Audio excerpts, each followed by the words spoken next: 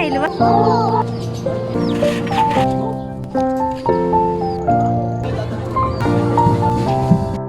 Morning! Time check, 8 AM nga pala ngayon ng umaga at pupunta nga pala kami ngayon sa piyestahan.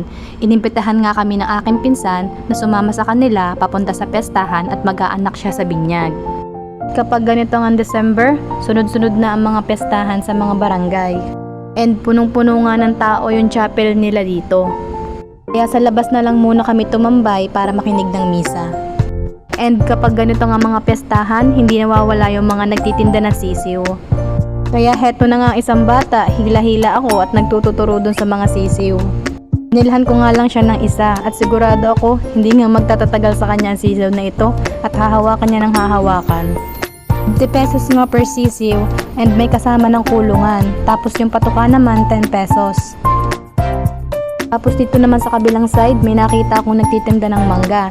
Sakto nga at cravings na ako sa mangga kaya bumili lang ako ng 2 piraso.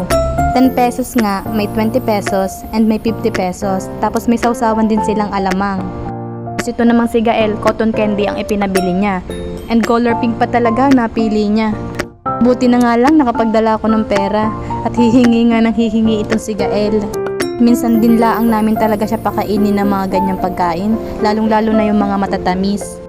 Nasa simbahan pa nga yung pinsan namin na mag-aanak sa binyag, kaya dito muna nga namin siya hinintay sa jeep. Hindi na nga namin siya nasamahan sa simbahan, sobrang dami kasi ng tao. Usually kapag ganito talaga mga piyestahan, isinasabay na nila ang mga pabinyag ng bata. Libre kasi, tapos isa na ding handaan. And after nga ng binyagan, niyaya na kami ng aming pinsan na pumunta sa bahay nung nagpabinyag. Pagkarating nga namin sa bahay nung nagpabinyag, inalok na kami ng pagkain. Sobrang dami din nga ng tao, kaya medyo nahiya-hiya kami sumandok ng pagkain. Tapos nagulat nga ako, biglang dumaan yung mga banda. Ikot nga nila ang bawat bahay habang pumaparada at tumutugtog. Pag ganito rin talagang mga piyestahan, hindi nawawala yung mga banda-banda.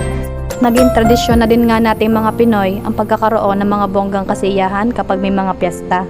At ito nga ang way ng pagdiriwang ng kapiyestahan ng mga puon. Hanggang dito na lang po. Salamat sa panonood. God bless!